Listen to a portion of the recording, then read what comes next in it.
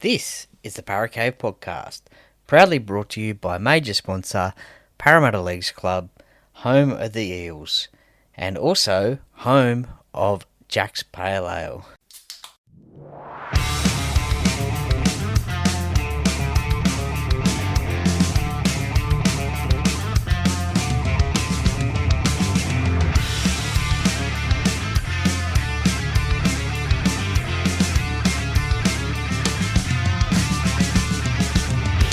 Welcome to another episode of the Para Cave Podcast. And now over to your host, Troy Warner, broadcasting live from the world-famous Para Cave.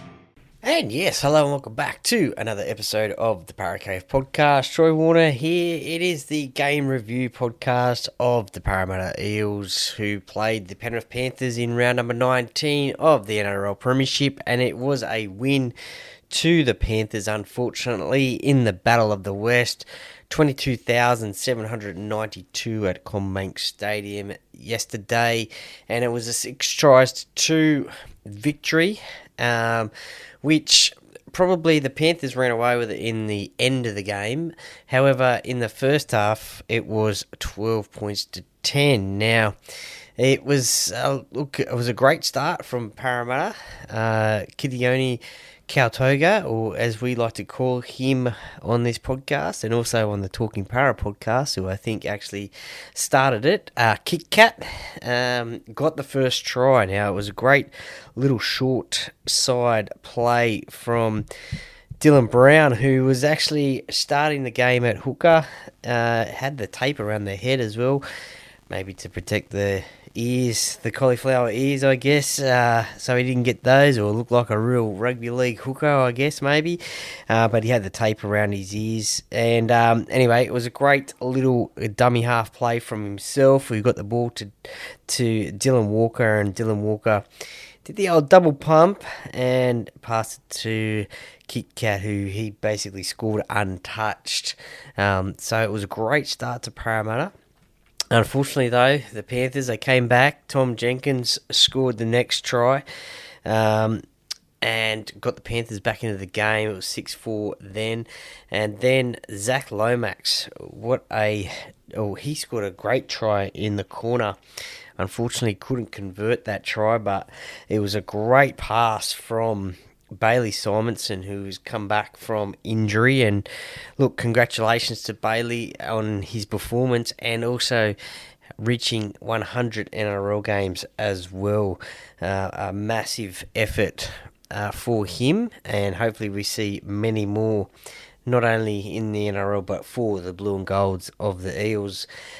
Look, a massive effort from Bailey as well. As we know, he has had to come back from his injuries that he has had, so he's had a bit of injuries over the years, and some long-term season-ending injuries, so to make your mark and play 100 games in the NRL, a magnificent effort. But what a pass it was from him. It was basically, he attracted both the defenders, and it was around the corner sort of pass, sort of around the corner sort of flick pass, I think it was, to Zach Lomax, who, look, he still had a lot of work to do to score that try, but he did in the corner. Unfortunately, as I said, missed the conversion.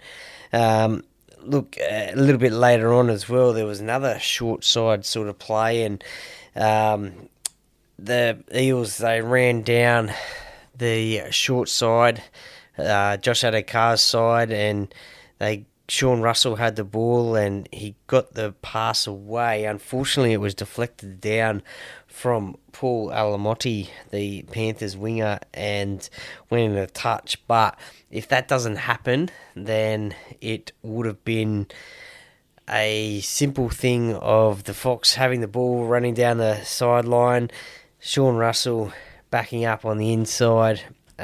Fox draws the fullback and passes to Russell, try time Parramatta style, but it wasn't to be. It was knocked down, unfortunately, and then right before half-time, the Panthers go in for a try through Luke Garner. Now, look, I think there was still a little bit of controversy with this try as well, as I did think and I still stand by it that Isaiah Papali'i, he did knock the ball on. It was on the last play of the first half. The Panthers had the ball. It was over on the right-hand side, I believe, and then that happened, and I still stand by that, saying that he did knock the ball on. I've looked at it numerous times. I've tried to slow it down as well. I still think it's come off his right hand to his left, back to his right. So, look, let me know your thoughts on that one, but that's definitely what I thought happened. But play was called to keep on going, and then Luke Garner scored for for Penrith, I should say. Right before half time, Paul Alamotti, he lands the goal, and the Panthers go into the lead, 12 points to 10. Now, the second half, well, look, that was the disappointing half of the game, obviously, but that's where the Panthers scored 4 tries in that half, and the first one of them was from Isaac Tungo in the 54th minute. It was disappointing to go. We saw him break the tackles of Junior Paolo and Jack Williams, and then Isaiah Iongi was the last line of defence. He basically got him down, but he was able to break that tackle. And look, his arm did touch the ground, carrying the ball, touched the ground. But as soon as Isaiah was not in the picture of a tackle, wasn't on held of him, he was able to keep on going, and he scored the try there. Paul Alamotti, well, he just scored a try which is a little bit disappointing, but before his try there was a missed opportunity to Zach Lomax. Unfortunately, he dropped the ball. It looked like a well-constructed play. The ball went out to Zach, but unfortunately he knocked the ball on. It was picked up by Tom Jenkins, who then ran about 30 metres downfield, and then the ball got over to the other side of the field, and the Fox, he got interested in Jake Tungo. No, not Jake, the other one, his brother, Isaac, and it became space for Paul, and he got the ball and just basically sort of ran in a canter down the sideline to score, and that was an easy try to them. Probably a defensive read wrong from Josh Adokar, potentially, and obviously didn't think that Sean Russell could make the tackle on Isaac Tungo, maybe. So that's why he went in, and the Panthers then had an overlap, which they used. Nathan Cleary, he scored the try as well in the 71st minute. He spent the first 25 minutes on the bench. He started the game on the bench, spent the first 25 minutes on the bench, came on with 15 minutes to go in that first half, but in the second half he scored a try. Again, defensive reads wrong by the Eels players, and basically sort of bamboozled him with the way that he ran with the ball and he's stepping, and the defensive line was in two minds as to what was going to happen, whether he was going to pass the ball or not, but he didn't end up passing the ball and ended up scoring. Then Lindsay Smith scored the last try of the game, which was right from dummy half, so couldn't stop him from dummy half. Isaiah Ongi again was around there trying to make the tackle. He was anywhere and everywhere yesterday. Isaiah Ongi, I guess he's just the player of the match as well. He probably put himself in a lot of situations to try and stop tries. Never stopped trying again, and just shows how much he is coming of age this season as well. In that fullback position, he has been and probably is at the moment the Eels' best player for the season. Now, that was the scoring. Parramatta didn't score any more points in that second half, which is disappointing. There was, before half time, there was a 2-point field goal attempt from Zach Lomax. I think there was about a minute and a half to go on the clock. It was the fifth tackle, so we have seen Zach kick a 2-point field goal before against the Dragons, I believe it was. So he attempted again, but unfortunately it went wide of the post and wasn't to be. Now, to the team stats of the game, and a few of these stats probably say why Parramatta didn't win the game. 46% possession, the Panthers had 54%. Time in possession, 25 minutes 50 for Parramatta, 31-14 for the Panthers. The big one here, though, is the completion rate, 75% for Parramatta, 87% for Penrith. Penrith had 48 sets and completed 42 of them. Parramatta 40 sets and only completed 30 of them. The line breaks, 9 to Penrith, 2 to Parramatta. The big one for me is the tackle breaks, 36 all, to be honest, and the play the ball speed. This is an area I think that Parramatta have struggled throughout the season to have a quicker play the ball than Penrith all season, but actually yesterday on average their play the ball speed was 3.37 seconds. Penrith 3.39 seconds, so a little bit better there from Parramatta, that is for sure. Missed tackles, 36 all. It was just probably the defensive reads that from Parramatta that probably cost them the game and led to a few tries from the Panthers, and ineffective tackles, 31 to the Panthers, 14 to the Eels. All 8 interchanges were used on both teams. Now, if we go to a moment in the game, Kitoni Kautoga, aka Kit Kat, he suffered an ankle injury. This was late in the first half, I believe. It was a hip drop tackle from Jake Tungo. Now, there was no penalty given to Parramatta at the time. Jake is facing a 1-match suspension for that tackle. Unfortunately, Kit Kat, he'll be out for a long time in terms of, well, when I say a long time, it hasn't been determined yet, but I dare say it'll be 2-3 weeks, just depending on the severity of that ankle injury. It hasn't come out yet from the club as to how long he will be out for, but I dare say it will be anywhere in that range of 3 to 6 weeks for Kitione, which unfortunately he has developed on really well this season. So unfortunately for him, he suffered that injury. And look, it didn't help Parramatta at the time because there was no penalty or sin bin given. It could have been a different game had that have happened. That is for sure. Now, before the game, as I mentioned, Dylan Brown, he was selected early on in the week. He was selected in jump over number 6 and 5/8. Now, he actually started the game at hooker. 29 minutes for his first stint, and then 5 minutes or so for his second stint. So, look, that's an interesting point, and look, he has been in the news. Look, I did ask for some comments on Facebook and Instagram in terms of this game and what your thoughts were. On Instagram, I did have a response from Mr. Soulman and his Mr. Soulful Man. He had a few comments there, and I'll read those ones out.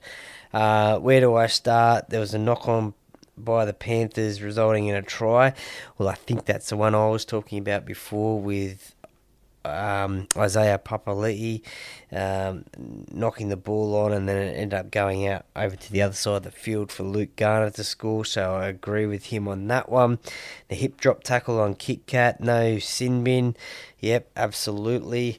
There could have been a different sort of result for this game had that have happened, and we have seen that in the past where players who have been found to commit a hip drop tackle go into the sin bin for 10 minutes and the other side do score tries. So we have seen that in the past, but unfortunately on this one there was no sin bin, no penalty given.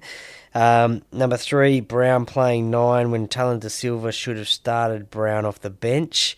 Look, that's an interesting one there.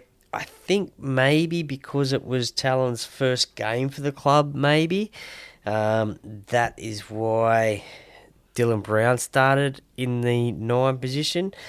It could be a different thing this week and moving forward in the rest of the season, with I think only about 7 or 8 games to go before the end of the season, or the regular season anyway.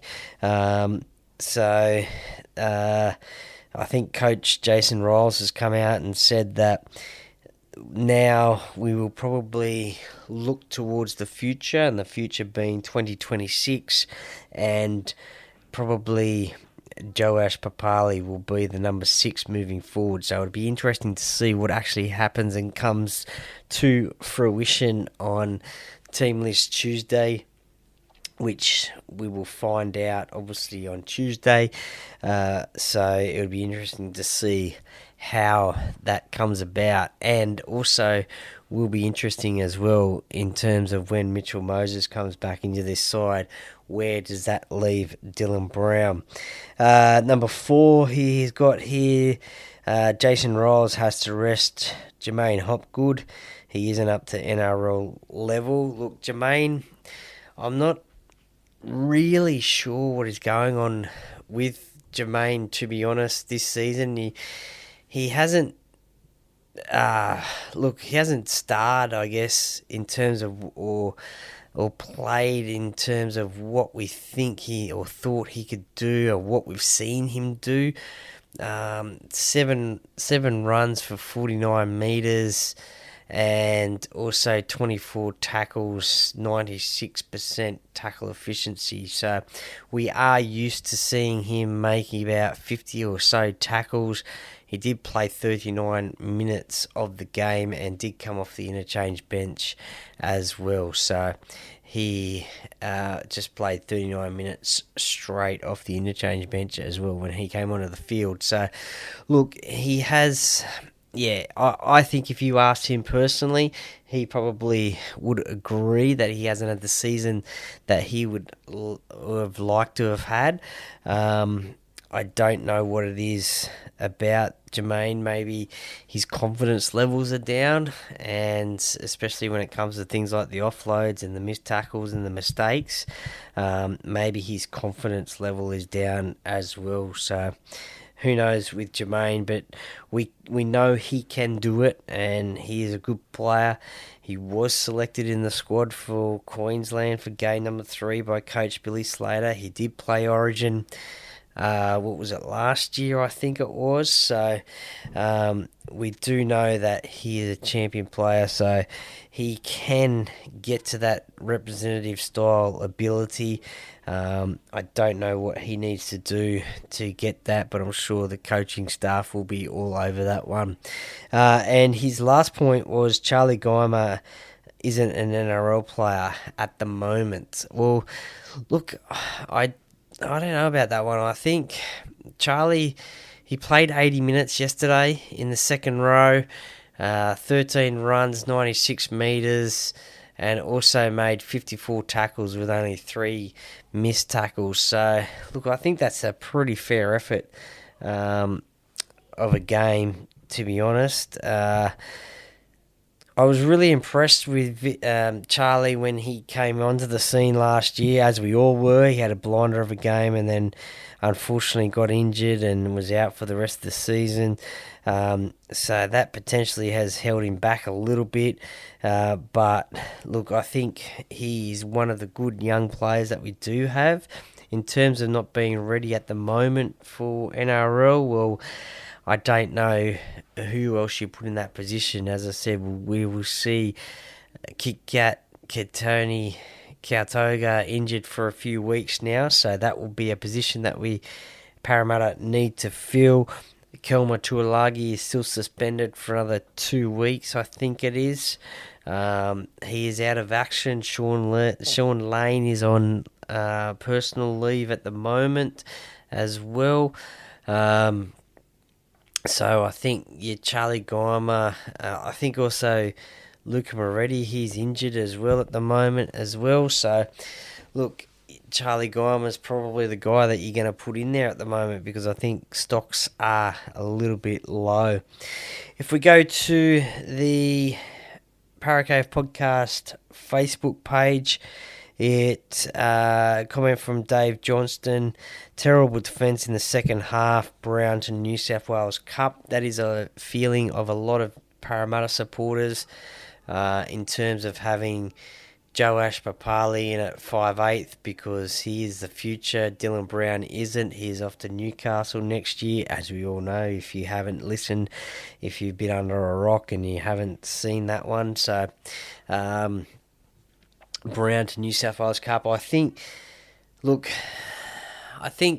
for Jason Riles, I think he will pick Dylan Brown in this side somewhere for the rest of the year. Where that is, I don't know. Where it could be, whether that's a 14 role, and Dylan Walker the 15.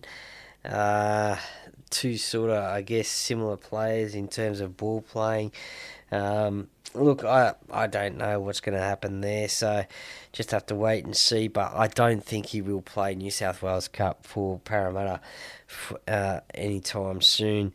Chris Woodford: should we keep Brown as 18th man till end of the season in case of injury? Well, look, that could be a thing that Jason Riles goes down.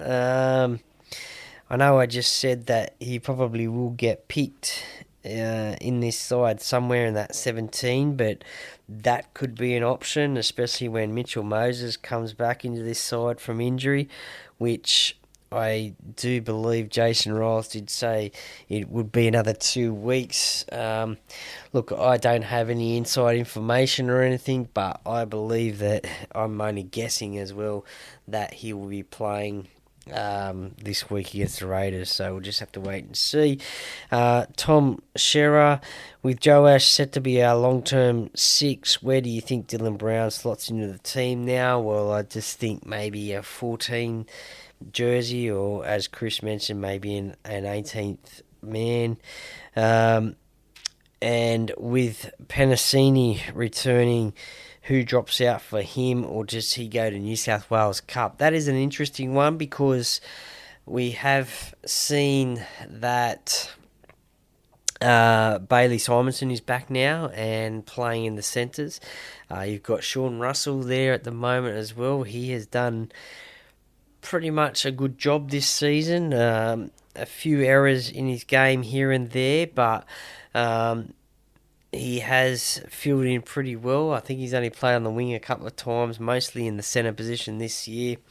So I think he will probably stay there. Yeah, look, it really does. It's a hard one to say, isn't it? Because you would like to think, you would think that Penasini would come back into this side somewhere. He himself would probably say that he hasn't had the season either that he would have liked to have had, as would probably most of the players, to be honest, with the position of the Eels on the ladder at the moment. So, Penasini back, I think he will play first grade. So I think now, unfortunately, with Bailey back in this side. I think probably Sean Russell might be, unfortunately, the man that has to make way for Will Penasini. And the last comment he made here was, I would run with Joe Ash 6, Dillon and Penasini to New South Wales Cup. I think Russell has been way too consistent to be dropped. So that is a good point there. I do agree with that one. Maybe very well we might see that one happen as well. Just have to wait and see for team list Tuesdays as to what's going to happen. But look, I don't think for the a lot of people are saying for Dylan Brown to be relegated to New South Wales Cup because he isn't here next year, but I do think also too for the Parramatta fans, I think he will play the rest of the season in first grade somewhere. Where that is, I don't know, but it does sound like his days at 5/8 are numbered now, so it probably will be off a bench role, maybe a hooker role again. So, Junior Paulo, congratulations on playing 200 Eels first grade games. Put up a post the other day about that one. Joins an elite class. Just some of the names that have played more than 200 Eels first grade games include the great man Nathan Highmarsh, Nathan Kalis, Peter Sterling, Tim Manor, Fui Moi Moi as well. 201 games, I think, for Fui. So he joins those names there. So a great effort there. I actually believe that Junior will probably play a couple of more seasons. And look, the reason I say that is I think he will try or want to play 300 games.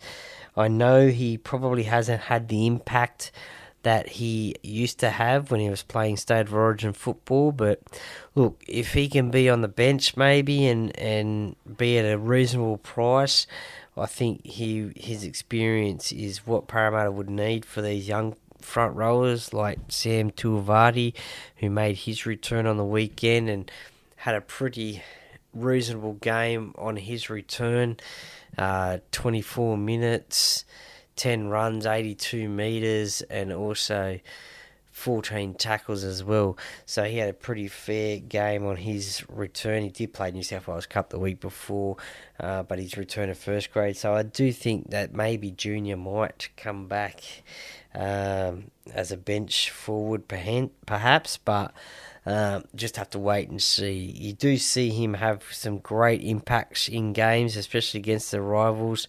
I mean, yesterday's game against Penrith, 56 minutes and 11 runs for 74 metres and also 37 tackles as well. That's a pretty fair effort. So a good game from him, and congratulations on 200 NRL Eels games.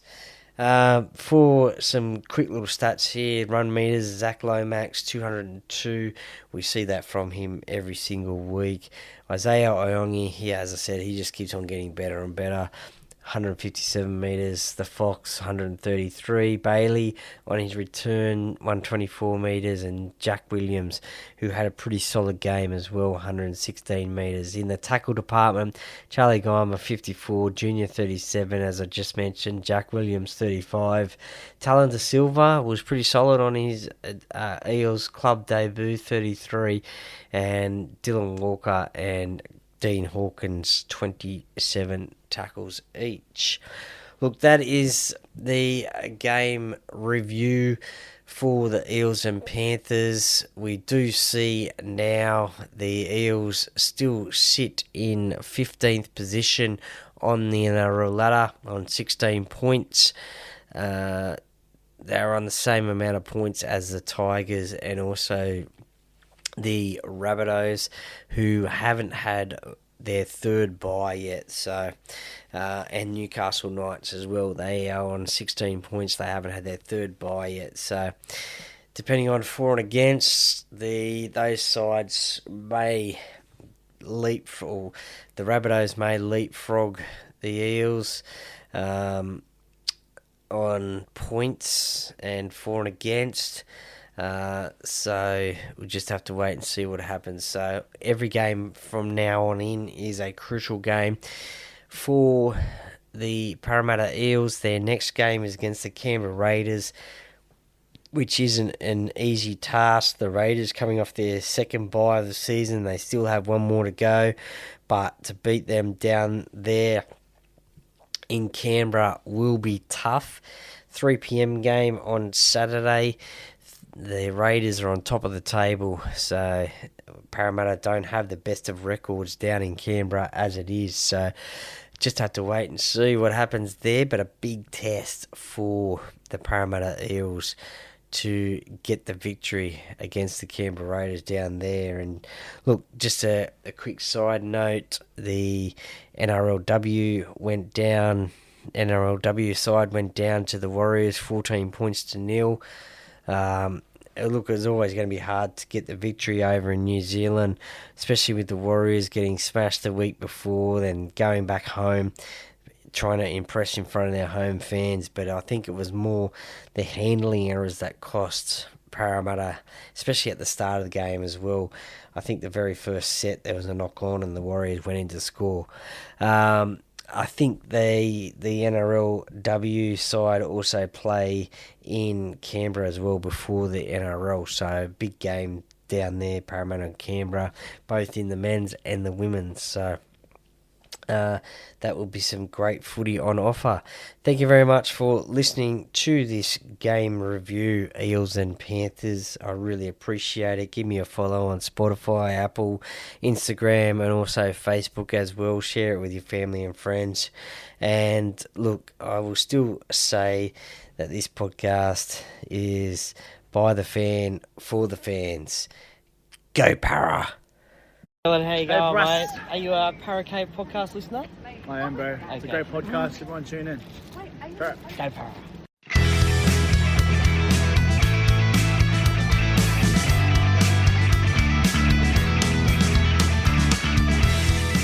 Thank you for listening to another episode of the Paracave Podcast. See you next time.